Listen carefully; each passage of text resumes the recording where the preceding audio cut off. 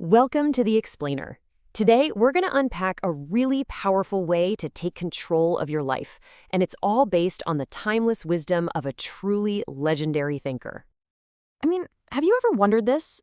It's a huge question, right? It really gets to the heart of what's possible for us. And to find an answer, we're diving into the work of the amazing business philosopher Jim Rohn, who basically spent his entire life figuring out the fundamentals of success.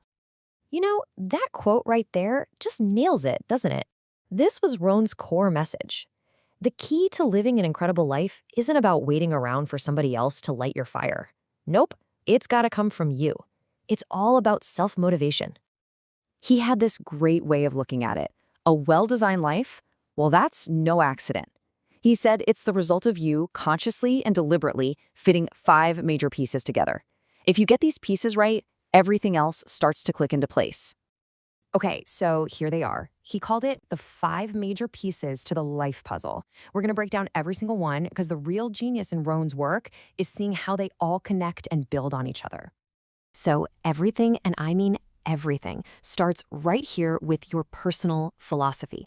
Now, that word might sound kind of big and complicated, but Rohn made it super simple. Your philosophy is just the sum of what you know. And Rohn did not mess around with this point. He was really blunt. All the information you gather, from books, teachers, your friends, everything, that collection of knowledge literally sets the course for your entire life. Missing one book could mean missing the one idea that could have changed everything.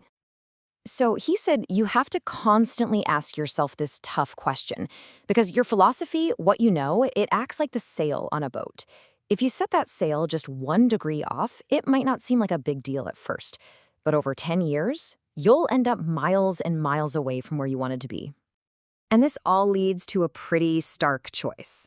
Rohn said we all have to suffer one of 2 pains in life. There's the pain of discipline, that's the small daily effort to learn and grow, or there's the pain of regret. And that one, well, that one weighs a ton.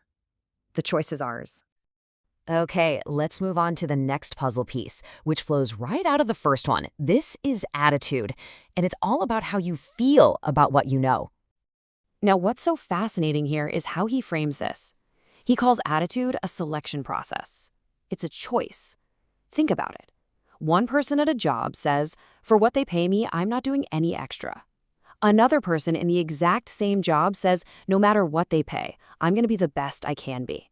For my own future. Same situation, totally different attitude, and a completely different outcome down the road. For Rohn, the most important attitude of all is the one you have about yourself. Do you see yourself as someone who's valuable, someone worth improving?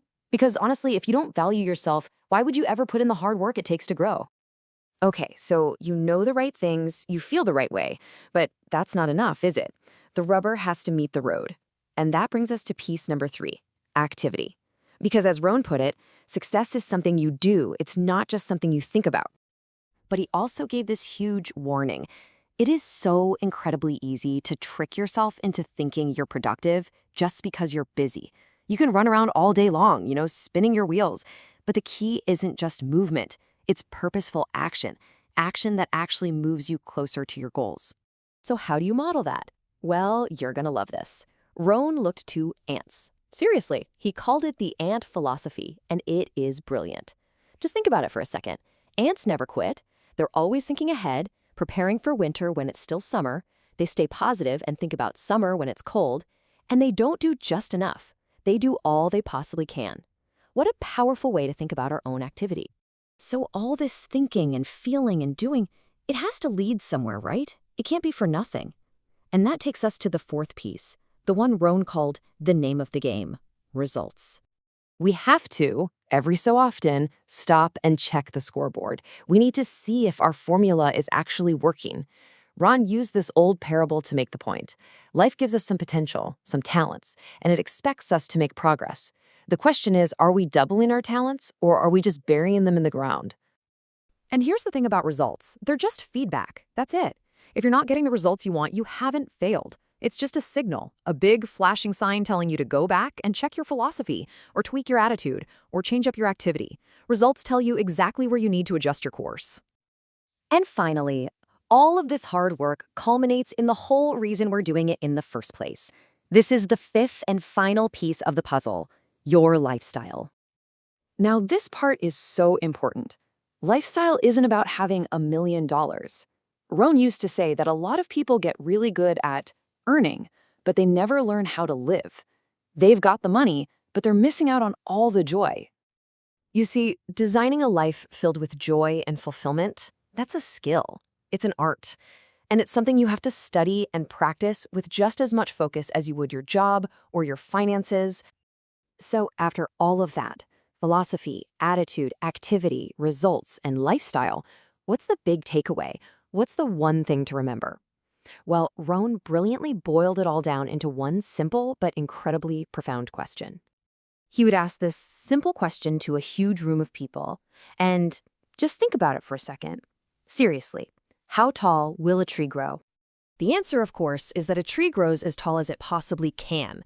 It doesn't grow half as high as it could, it doesn't get lazy, it stretches for every ounce of sunlight, it drives its roots as deep as they can go, it does everything it can to reach its absolute maximum potential. And that leaves us with the ultimate question from Jim Rohn's entire philosophy. See, a tree has no choice. It has to reach for its full potential. But we have the power of choice. So the real question is, are you using your unique power to become all that you can possibly be?